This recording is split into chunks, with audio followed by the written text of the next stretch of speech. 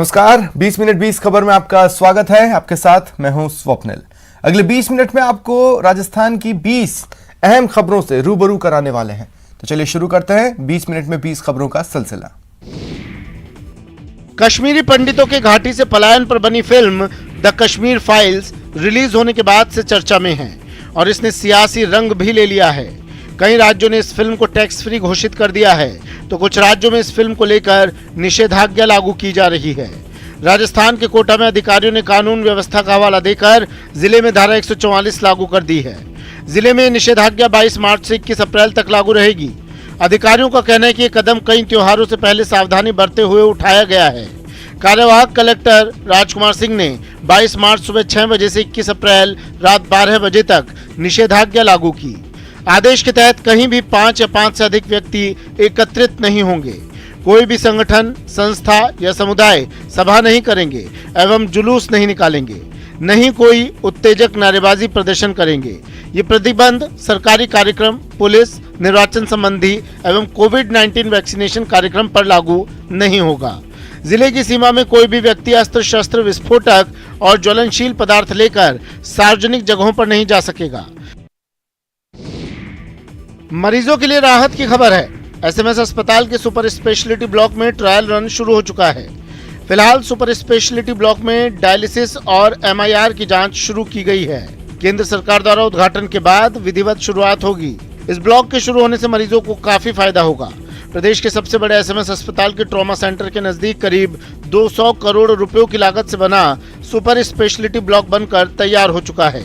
पिछले काफी महीनों से इसके विधिवत उद्घाटन का इंतजार किया जा रहा है। केंद्र सरकार की मंजूरी के बाद इसका उद्घाटन होगा, लेकिन एसएमएस अस्पताल प्रशासन ने सुपर स्पेशलिटी ब्लॉक में ट्रायल रन शुरू कर दिया है। फिलहाल सुपर स्पेशलिटी ब्लॉक में डायलिसिस और एमआईआर की जांच शुरू की गई है। सुपर स्पेशलिटी ब्लॉक को केंद्र सरकार ने बनवाया है। 10 मंजिला सुपर स्पेशलिटी ब्लॉक में 2 बेसमेंट, 1 ग्राउंड फ्लोर के अलावा 7 अन्य फ्लोर बनाए गए हैं, जहां पर सुपर स्पेशलिटी के 4 डिपार्टमेंट शिफ्ट किए जाएंगे। सुपर स्पेशलिटी ब्लॉक को केंद्र सरकार ने आधुनिक मशीनों से लैस किया है। हमने ट्रायल रन तो चालू कर दिया है। इसमें कुछ चीजें तो जैसे हमने सीएसएसडी डिपार्टमेंट चालू कर दिया है, एमआरआई हो गए हैं, लिथोट्रिप्सी करना चालू कर दिया है। मंत्री शकुंतला रावत ने प्रदेश स्तरीय अधिकारियों की बैठक में ऑनलाइन डोनेशन के लिए क्यूआर कोड जल्द ही जारी करने की बात कही। बारकोड का उपयोग सभी राजकीय मंदिरों में दान पात्रों के साथ किया जाएगा। कोई भी श्रद्धालु बिना कैश उपयोग किए विभाग के बैंक खाते में अपनी दान की राशि भेज सकेंगे।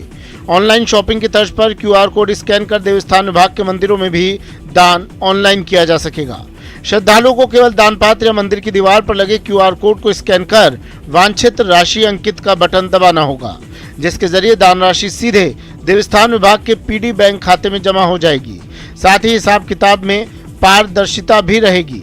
पारंपरिक दान पात्र या पेटी व्यवस्था के साथ अब आधुनिक तरीके से विभाग ने डिजिटल पेमेंट सुविधा भी शुरू करने की पहल की है। ऐसा प्रैक्टिकल कर रहे हैं कि क्यूआर कोड बनाया जाए, जिससे कि पूरे राजस्थान में जो देवस्थान विभाग के जो मंदिर हैं उनमें आदमी मोबाइल से भी कोई अपने पेमेंट कर सके।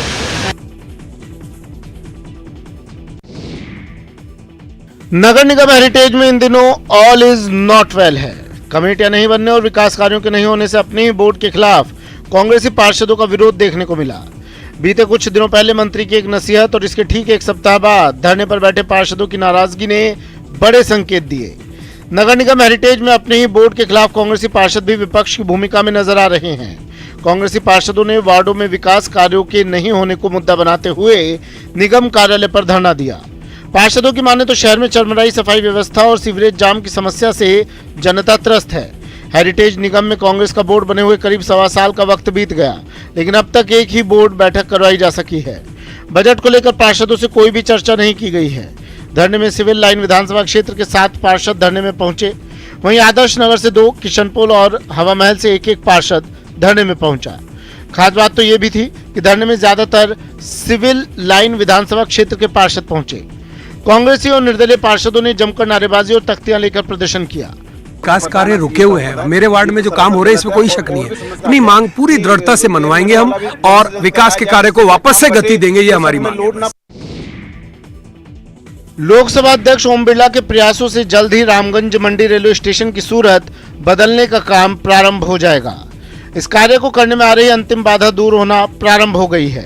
सर्कुलेटिंग एरिया में बने पुराने आबकारी भवन को नगरपालिका ने ध्वस्त करना शुरू कर दिया है। लोकसभा अध्यक्ष बिरला ने रामगंज मंडी स्टेशन पर विभिन्न प्रकार के विकास कार्य करवाने के लिए करीब 2 करोड़ 40 लाख रुपए का प्लान स्वीकृत करवाया था। रेलवे ने इस दिशा में काफी कार्रवाई भी कर ली थी, लेकिन सर्कुलेटिंग एरिया में बने पुराने आबकारी भवन के कारण मामला अटक गया। राज्य सरकार के स्तर से इसको तोड़ने में स्वीकृति मिलने में काफी समय लगा, लेकिन अब स्वीकृति मिलने के बाद नगर पालिका रामगंज मंडी ने इस पुराने और जर्जर भवन को गिराने का काम शुरू कर दिया है। इस भवन के ध्वस्त होने के तुरंत बाद रेलवे सर्कुलेटिंग एरिया में विकास कार्य प्रारंभ कर देगी। नई प्लानिंग में सर्कुलेटिंग एरिया को चौड़ा किया जाएगा। इसके लिए सर्कुलेटिंग एरिया में बने रेलवे के क्वार्टर्स को भी तोड़ा जाएगा। इन क्वार्टर्स की जगह नए क्वार्टर बनाने का काम शुरू हो गया है। इनके बनते ही रेल कर्मचारियों को वहां शिफ्ट कर दिया जाएगा। इसके बाद विकास कार्यों के दौरान पार्किंग का विस्तार किया जाएगा, जिससे वहां अधिक वाहन खड़े हो सकेंगे। रेलवे स्टेशन के प्रवेश द्वार की चौड़ाई भी बढ़ाई जाएगी। रामगंज मंडी क्षेत्र के लोगों की मांग पर स्पीकर बिरला ने फुट ओवर ब्रिज की लंबाई बढ़वाने का कार्य भी स्वीकृत करवाया है। 15 मार्च को फलौदी के बैगटी कल्ला गांव के पास स्थित फैक्ट्री में डकैती की घटना को अंजाम देने वाले डकैतों को पकड़ने में ग्रामीण पुलिस को सफलता मिली है। पुलिस ने कार्रवाई को अंजाम देते हुए 6 डकैतों को हथियारों के साथ गिरफ्तार किया। घटना में प्रयुक्त लग्जरी कार, नकली भारतीय मुद्रा, कई इलेक्ट्रॉनिक उपकरणों, फर्जी नंबर प्लेट्स सहित गिरफ्तार किया गया। ग्रामीण पुलिस अधीक्षक अनिल कयाल ने बताया कि गत 15 मार्च को मथानिया निवासी परिवादी जुगल किशोर ने फलौदी पुलिस थाने में रिपोर्ट की थी। इस पर मामला दर्ज कर अनुसंधान शुरू किया, जिसके दौरान जोधपुर ग्रामीण, जैसलमेर, बाड़मेर, बीकानेर, नागौर में ए श्रेणी की नाकाबंदी करवाई गई। इस गैंग के मुख्य सरगना हनुमान सिंह, शैतान सिंह और भूपेंद्र सिंह द्वारा अवैध रूप से हथियारों की खरीद फरोख्त कर लग्जरी कार के द्वारा अपने इलेक्ट्रॉनिक उपकरणों से विभिन्न ऐप से विदेशी नंबरों से आपस में संपर्क कर गैंग का गठन करते हैं। उसके पश्चात हथियारों से लैस होकर घटना की जगह प्रवेश करते हैं और लगातार हथियारों से फायरिंग कर घटना को अंजाम देते हैं। 6 मुलजिम पकड़े हैं, जिसमें से 2 जनों ने तो पहले दिन रेकी की थी और बाकी 3 अगले दिन घटना में एक्टिवली इन्वॉल्व थे। कोरोना काल में 2 साल से बंद स्कूल फिर से खुलने जा रहे हैं। अब लंबे अंतराल के बाद सरकार ने स्कूलों को खोल दिया है, मगर सरकार के निर्देश पर जिला कलेक्टर्स ने अपना तुगलक की फरमान सुनाते हुए बीएलओ कार्य में लगे शिक्षकों को स्कूल खुलने के साथ ही सामाजिक सुरक्षा के सर्वे कार्य में लगा दिया।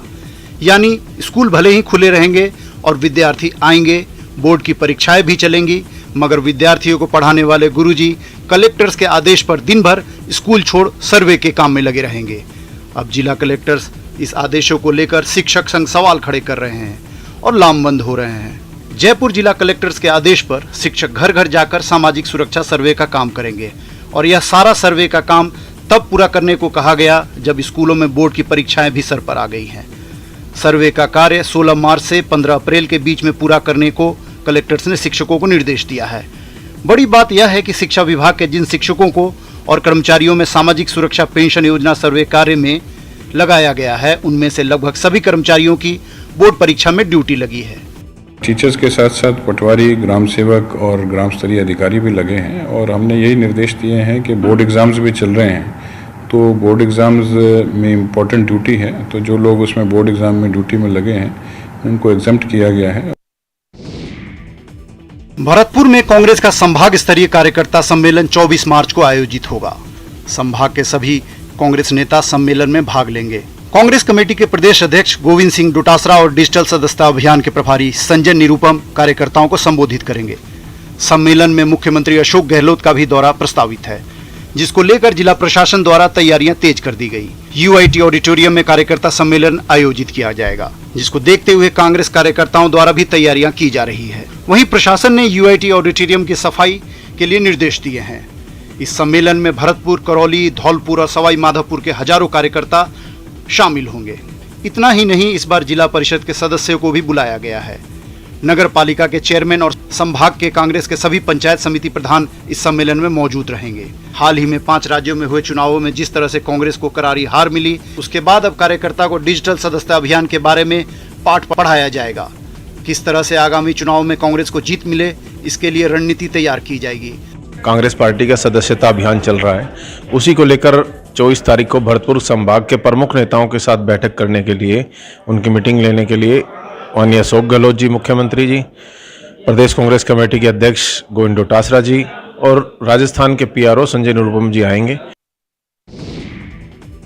कोटा पुलिस ने बड़ी कार्रवाई करते हुए नौकरी दिलाने और मोटी सैलरी का लालच देकर ऑनलाइन ठगी करने के आरोप में यूपी निवासी 3 अंतर्राज्यीय ठगों को गिरफ्तार करने में सफलता हासिल की है।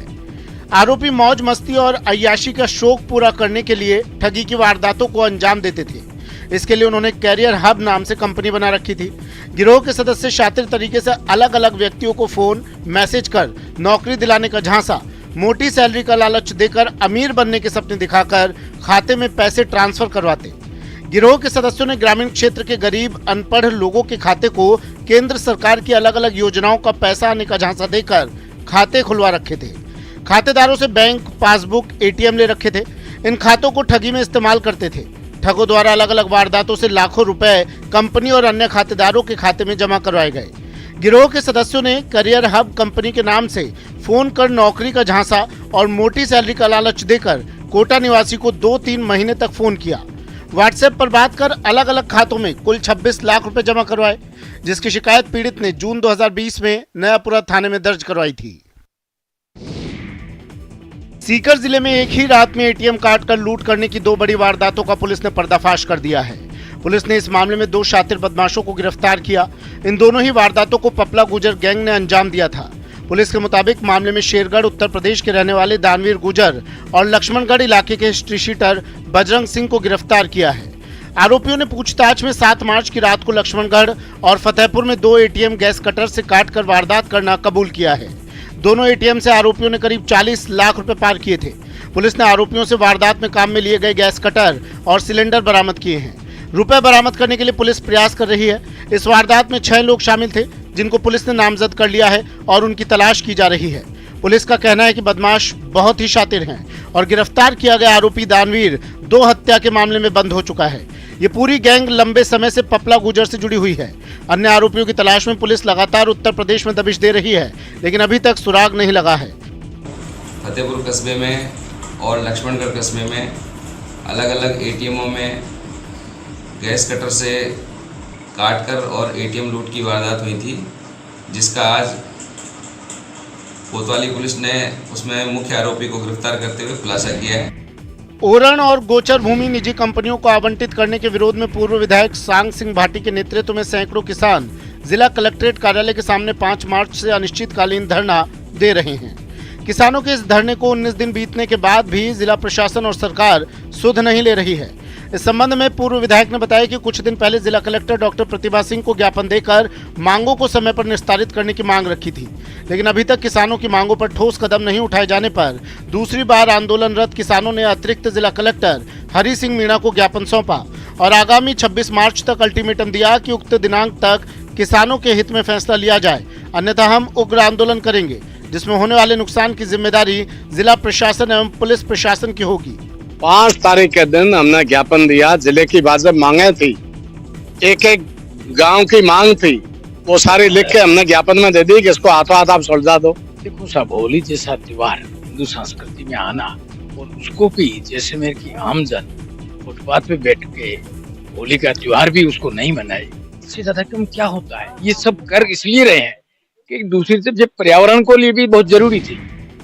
प्रतापगढ़ में पुलिस की ओर से चलाए जा रहे सड़क सुरक्षा जागरूकता अभियान के तहत यातायात पुलिस ने 25 वाहनों के चालान बनाकर 5,000 रुपए की जुर्माना राशि वसूल की। इस दौरान लोगों को यातायात नियमों के प्रति जागरूक भी किया गया। यातायात पुलिस के प्रभारी छबिलाल ने बताया कि जिले में सड़क दुर्घटनाओं की रोकथाम एवं यातायात नियमों के प्रति लोगों को जागरूक करने के लिए आगामी 30 मार्च तक सड़क सुरक्षा जागरूकता अभियान चलाया जा रहा है। पुलिस अधीक्षक डॉक्टर अमृता दुहन के निर्देशन में चलाए जा रहे इस अभियान के तहत आमजन और वाहन चालकों को यातायात नियमों के प्रति जागरूक करते हुए उनका पालन करने की भी शपथ दिलाई जा रही है। विद्यालयों में जाकर विद्यार्थियों को भी इसके प्रति जागरूक किया जा रहा है। विभिन्न चौराहों पर दुपहिया वाहन चालकों को हेलमेट लगाने, तेज गति से वाहन नहीं चलाने, वाहन चलाते समय मोबाइल पर बात न करने आदि नियमों की जानकारी दी जा रही है। साथ ही यातायात नियमों का उल्लंघन करने वालों पर पुलिस द्वारा चालानी कार्रवाई की जा रही है। धौलपुर में नगरपालिका राजाखेड़ा द्वारा आयोजित करवाए जाने वाले ऐतिहासिक चौथ दंगल का आयोजन हुआ। दंगल अखाड़े में पहलवानों की 1-1 लाख रुपए की आखिरी कुश्ती बराबरी पर छूटी। राजाखेड़ा के विशाल चौथ दंगल का आयोजन 2 वर्ष के समय अंतराल के बाद सफलतम तरीके से हुआ। दंगल अखाड़े में शुरुआती कुश्ती लड्डुओं और 1100 रुपए से शुरू हुई। दंगल के समापन तक आखिरी कुश्ती 2 लाख रुपए की हुई, जो कि बराबरी पर छूटी। पूरे दंगल कार्यक्रम में रोमांचक मुकाबलों में 1 लाख रुपए के लिए मोनू पहलवान दिल्ली और सोमवीर पहलवान रोहतक के बीच मुकाबला बराबर रहा। इसके साथ ही दूसरी आखिरी कुश्ती 1 लाख रुपए के लिए उमेश पहलवान मथुरा और अजय गुजर हरियाणा के बीच हुई, जो कि बेनतीजा रहकर बराबरी पर छूटी। अन्य कुश्तियों में भी कई मुकाबले दिलचस्प हुए, जिनमें प्रमुखतः 51,000 के लिए हितेश बहादुरगढ़ और हरिकेश हाथरस के बीच हुई, जो कि बराबर रही। 21,000 रुपए के लिए सुनील पहलवान और भीम भरतपुर में, वो भी बराबरी पर छूटी। 21,000 के लिए अंकित मथुरा और राहुल बहादुरगढ़ में हुई, जिसमें अंकित को विजयश्री हासिल हुई और 21,000 की इनामी राशि हासिल की। इसके साथ ही संदीप पंजाब और प्रदीप आकोला के बीच 11,000 का मुकाबला बराबर रहा एवं अतुल दिल्ली और कीतो पहलवान पंजाब के मध्य 11,000 रुपए का मुकाबला बराबरी पर छूटा। इसके साथ ही अन्य कुश्तियां भी बेहद दिलचस्प रही। अलवर के सरिस्का की डिमांड लगातार बढ़ रही है। ऐसे में यहाँ पर्यटकों की संख्या दिनों दिन बढ़ रही है। इन दिनों प्रतिदिन 700 से अधिक पर्यटक सरिस्का में सफारी घूमने के लिए पहुंच रहे हैं। सरिस्का में लगातार बाघों की पर्यटकों को साइटिंग होने से सरिस्का में पर्यटकों की संख्या लगातार बढ़ रही है। सरिस्का में टाइगर ST9 की रोमांचित करने वाली साइटिंग होने लगी है। सरिस्का में पर्यटकों की जिप्सी के सामने ST9 जिप्सी के आगे आ गया। पर्यटकों ने इतने नजदीक से टाइगर को पहली बार देखा था। टूरिस्ट बोले कि इतना नजदीक से तो रणथंभौर में भी टाइगर की साइटिंग नहीं होती है। इसके अलावा ST21 युवराज की साइटिंग भी खूब होती है। सरिस्का गाइड श्याम सुंदर ने बताया कि ST9 सरिस्का में टूरिस्ट की जिप्सी के सामने आ गया। मुश्किल से जिप्सी से 10 फीट आगे से निकला। इस बीच जिप्सी रुकी रही, टूरिस्ट की चहल पहल भी रही। सबने टाइगर की साइटिंग को कैमरे में मन भर कर कैद किया। ये साइटिंग वाकई में गजब की थी। इतनी नजदीक से साइटिंग बहुत कम होती है। सरिस्का आने वाले टूरिस्ट गदगद होकर गए। उन्होंने कहा कि सरिस्का जैसा जंगल कहीं नहीं है। यहाँ टाइगर की साइटिंग अधिक आकर्षक होती है।